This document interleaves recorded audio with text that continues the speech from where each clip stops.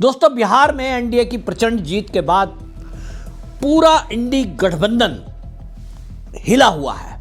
एक तरफ जहां कांग्रेस में आवाजें उठनी शुरू हो गई हैं कि राहुल गांधी एक फेल नेता है, ना कोई विजन है, ना कोई नेता है, ना कोई विचार है, और पार्टी फेल होती जा रही है, हर चुनाव में हारती जा रही है, तो क्यों ना नेतृत्व परिवर्तन किया जाए।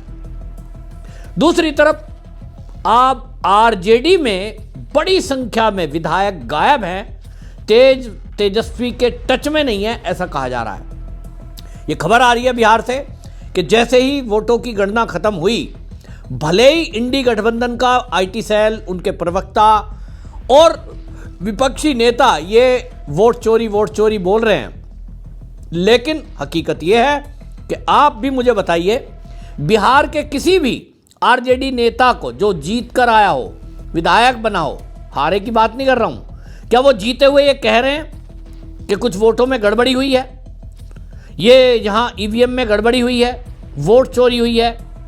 बल्कि कोई भी नेता मीडिया के सामने नहीं आया है और वो गायब हैं। एक आध की बात नहीं कर रहा हूं, लेकिन एक दो नहीं, 14 विधायकों के बारे में खबर यह है। अब ये खबर सच्ची है या नहीं, ये तो तेजस्वी यादव ही बताएंगे, लेकिन कुछ मीडिया सोर्सेज इस बारे में सोशल मीडिया पर लिख रहे हैं कि आरजेडी के 14 विधायक तेजस्वी यादव के टच में नहीं है, यानी तेजस्वी से उन्होंने जीतने के बाद कोई कांटेक्ट नहीं किया। परिवार की कलह सामने आ रही है। आपने देखा कि किस तरह से रोहिणी आचार्य, उसका वीडियो वायरल हुआ और अब नया वीडियो वायरल हो रहा है। लगातार रूंधे हुए गले से रोते हुए वो पत्रकारों से बात करते हुए ये कह रही है कि मुझे घर से निकाल दिया गया है। पहले बड़ा बेटा, फिर बेटे की बहू, उसके बाद अब ये बहन और बाकी परिवार के लोगों ने भी, यानी लड़कियों ने अपना घर छोड़ा है और उन्होंने कहा कि बाहरी लोगों की दखल है। गुस्सा इस कदर है कि पार्टी के नेताओं को वहां बुलाया गया था घर पर, और उन्होंने घर के बाहर, राबड़ी देवी के घर के बाहर नारे लगाए हैं और नारे लगा करके ये कहा है कि हरियाणा का नेता वापस जाओ। लेकिन लोग डरे भी हैं कि कहीं ना कहीं उनके खिलाफ कोई एक्शन ना हो जाए। अब ऐसा अंदर से खबर आ रही है कि तेज प्रताप को लोग ये कह रहे हैं कि उन्होंने अलग पार्टी बनाई ही है, उनकी पार्टी में या तो ज्वाइन हो जाएं, या फिर यह भी हो सकता है कि आधे से अधिक अगर टूटकर आते हैं तो जेडीयू का हिस्सा बन जाएं। यह खबर आ रही है कि नीतीश कुमार से इन लोगों ने संपर्क किया है, जो 14 विधायक वो जीत करके आए हैं, तेजस्वी यादव के जो टच में नहीं है। ये कहा जा रहा है कि उन्होंने नीतीश कुमार से संपर्क किया है। अब नीतीश कुमार एनडीए पूर्ण बहुमत से कई ज़्यादा उनके पास बहुमत है, ज़रूरत किसी की है नहीं, लेकिन उस कंडीशन में भी उन्होंने ये कहा कि हम बिना शर्त, कोई मंत्रालय नहीं चाहिए, कुछ नहीं चाहिए, लेकिन हम एनडीए का हिस्सा बनना चाहते हैं। क्योंकि उन्होंने देख लिया कि एक तरफ जो आरजेडी है उसका रवैया क्या है। लालू प्रसाद परिवारवाद में इस कदर अंधे हो गए, जैसे कहते हैं धृतराष्ट्र की तुलना लोग कर रहे हैं। अंधा गलत है शब्द, मैं इस शब्द को इस्तेमाल नहीं करूंगा, उसके लिए क्षमा चाहता हूं, लेकिन लोग ये कह रहे हैं कि धृतराष्ट्र हो गए हैं। जिस तरह से महाभारत काल में धृतराष्ट्र थे और वो अपने बच्चों को आगे बढ़ाने की बात कर रहे थे, लोग उससे तुलना कर रहे हैं कि लालू प्रसाद यादव जिस तरह से अपनी बेटियों के अपमान पर मौन है, कोई बयान नहीं आया, क्योंकि लोग ये कह रहे हैं कि अब लालू की चल ही नहीं रही है। तेजस्वी यादव अपनी चला रहे हैं और पार्टी में उनके जो समझ में आ रहा है कर रहे हैं। पुराने जो कार्यकर्ता रहे हैं, मनोज झा जैसे सीनियर लीडर, उनको दरकिनार कर दिया गया है, उनकी सुनवाई नहीं हो रही है।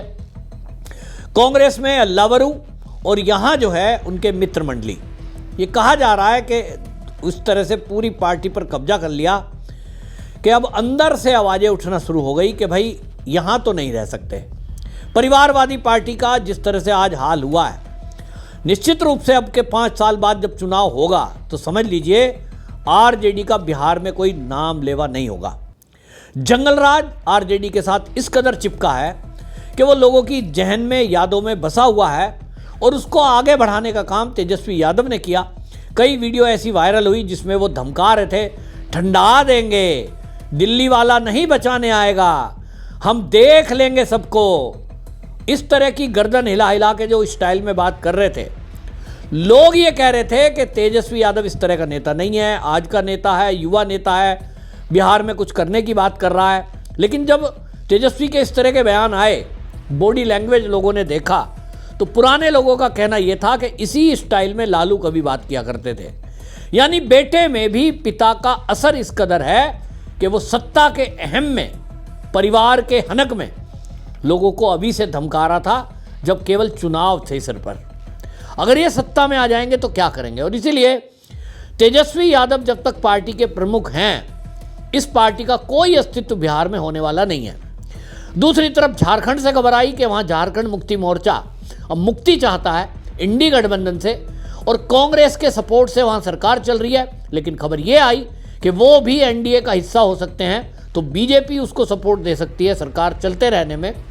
यानी मुख्यमंत्री हेमंत सोरेन ही रहें, भारतीय जनता पार्टी उनको सपोर्ट कर देगी। और ये फॉर्मूला महाराष्ट्र में भी अप्लाई बीजेपी ने किया है। तो वहां भी आरजेडी के जो विधायक हैं, अब वो उनसे भी नाता टूटने वाला है, तो झारखंड में भी कोई अस्तित्व नहीं बचेगा। कुल मिलाकर के जो आरजेडी है वो गई बीती बात हो जाएगी। जिस तरह से शिवसेना आपने देखी कि वो दो हो गई, दो टुकड़े हो गए। एक तरफ केवल परिवार रह गया, ठाकरे परिवार, दूसरी तरफ एकनाथ शिंदे निकल कर गए तो वो मुख्यमंत्री हो गए, फिर डिप्टी मुख्यमंत्री हो गए, और पूरा शिव सैनिक उनके साथ हो गया। ठीक इसी तरह से जो आरजेडी का कोर वोटर है, वो अब ये कह रहा है, पार्टी के अंदर से ये आवाज़ उठ रही है कि लालू प्रसाद के बाद तेजस्वी यादव ने जिस तरह से कमान संभाली है, ना उनको कुछ बोलना आता है, ना पार्टी मैनेजमेंट आता है, बाहर के लोगों को पार्टी सौंप दी, और पुराने लोगों की चल नहीं रही है। तो ऐसे में उनका भविष्य कुछ भी नहीं है, वो केवल एक परिवार की पार्टी भर रह गई है। और इसलिए उस परिवार की पार्टी में परिवार को आगे बढ़ाया जाएगा। जितने यादव हैं, जितने मुसलमान भी हैं, वो कभी भी ना तो पार्टी के प्रमुख रह सकते हैं, ना वो कभी, अगर पार्टी सत्ता में 1% मान लीजिए चलो 5 साल बाद आई भी, तो उनका कहना है कि उनको कभी भी आगे नहीं बढ़ाया जाएगा। तेजस्वी यादव ही आगे रहेगा।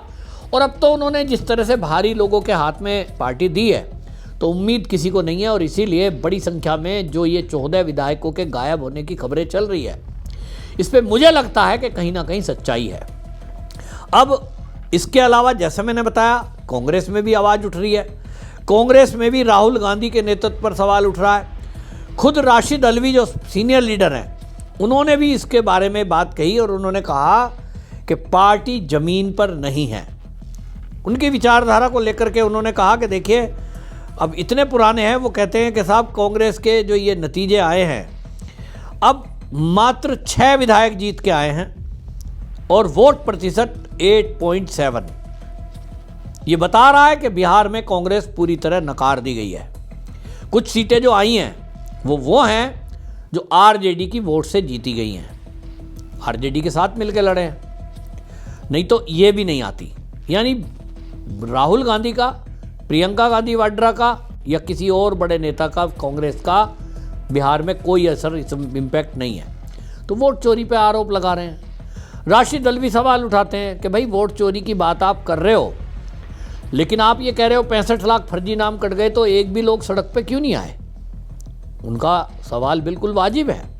तो इसका मतलब वो खुद पार्टी आला कमान को घेरे में ले रहे हैं। ऐसे में इंडी गठबंधन अब टूटने के कगार पर है, ये तो तय है। ये किधर जाएंगे ये अभी समय बताएगा। हो सकता है कांग्रेस छोड़कर जो लोग अभी बिहार में जीत कर आए हैं, कांग्रेस छोड़कर, वो हो सकता है जेडीयू का हिस्सा बने, या ये भी हो सकता है कि वो अपनी अलग से कोई पार्टी बना लें। तीसरा ये भी लग रहा है कि वो तेज प्रताप की जो पार्टी बनी हुई है उसको ज्वाइन कर लें, कांग्रेस के विधायक भी और आरजेडी के विधायक भी, और वो तेज प्रताप को नेता मानकर चलें। ऐसा लग रहा है कि ये भी एक ऑप्शन, तीनों ऑप्शन खुले हैं। क्या होगा अगले कुछ दिनों में पता लग जाएगा। और ये भी अब पता लग रहा है कि कुछ दिनों में, क्योंकि शपथ ग्रहण समारोह, विधायकों का शपथ, सरकार का गठन, ये सब होना है। इसके लिए सुनील बंसल बिहार में हैं और केशव प्रसाद मौर्य डिप्टी सीएम रहे यूपी के, उनको पर्यवेक्षक बना के भेजा गया है। कवायद तेज हो गई है। लेकिन मंत्रालय ये समझ लीजिए तभी फाइनल होंगे जब ये जो पार्टी के इधर उधर गए हुए एमएलए हैं, कांग्रेस के, आरजेडी के, ये कहीं ना कहीं इनमें कोई बड़ा चेहरा होगा तो मंत्री भी बनाना ही पड़ सकता है। इनकी ज़रूरत भले ही ना हो, लेकिन ये भी कहा जा रहा है कि इनको उचित सम्मान दिया जाएगा, जिससे कि देश के अंदर एक संदेश जाएगा कि कोई अगर पार्टी छोड़कर आता है, एनडीए का हिस्सा बनता है, तो जैसी उसकी योग्यता क्षमता है उसके अनुसार उसको स्थान दिया जाता है। हेमंत बिस्वा शर्मा हमारे सामने उदाहरण है, ज्योतिरादित्य सिंधिया हमारे सामने उदाहरण है। ऐसे कई उदाहरण एनडीए बीजेपी में हैं कि जो दूसरे दल छोड़कर आए तो उनको बड़े उचित पद उनके योग्यता के अनुसार यहाँ दिया गया। तो लोग देख रहे हैं कि एक तरफ ये दल है कि जहाँ बस एक अनुशासन इतना है कि यहाँ परिवार की कोई बात ही नहीं है, आपके अंदर योग्यता क्षमता है, आपको आगे बढ़ाया जाएगा। और दूसरी तरफ एक परिवारवादी पार्टी है, कांग्रेस में गांधी परिवार और आरजेडी में लालू परिवार, समाजवादी पार्टी में अखिलेश यादव। इस तरह की परिवारवादी पार्टियों का अब समय अंत होने का आ गया है। आपकी इस पर क्या राय है? कमेंट जरूर लिखें, वीडियो शेयर करें। वंदे मातरम।